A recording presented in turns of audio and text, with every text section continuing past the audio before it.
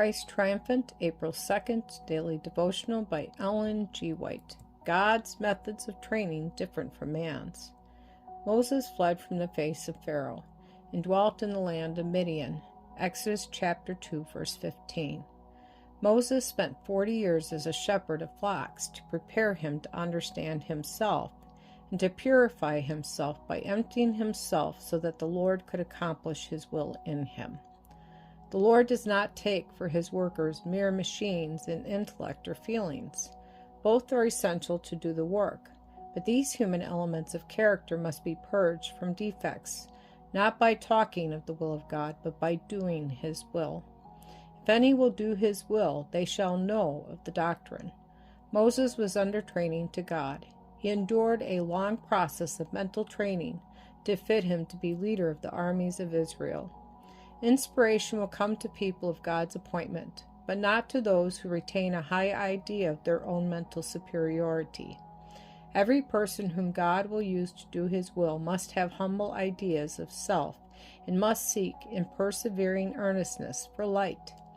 God will not require any person to become a novice and to sink down into a voluntary humility and become more and more incapacitated. God calls upon everyone with whom he works to do the very highest kind of thinking and praying and hoping and believing. Many have, as had Moses, very much to unlearn in order to learn the very lessons that they need to learn. Moses had need to be self-trained by severest mental and moral discipline, and God wrought with him before he could be fitted to train others in mind and heart. He had been instructed in the Egyptian courts. Nothing was left as unnecessary to train him to become a general of armies. The false theories of the idolatrous Egyptians had been instilled into his mind, and the influences surrounding him and the things his eyes looked upon could not be easily shaken off or corrected.